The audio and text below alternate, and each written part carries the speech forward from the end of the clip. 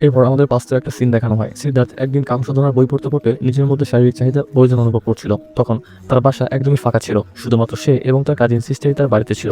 যার কারণে সিদ্ধার্থ ওর কাজিন সিস্টারকে গিয়ে ওর সাথে ইন্টিমেট হওয়ার জন্য অফার করে। এটা শুনে ওর কাজিন রাধা ওর উপর রেগে যায় ও সিদ্ধার্থকে বলে, আমি তোমার কাছ থেকে এমন বিহেভ কখনোই আশা করিনি।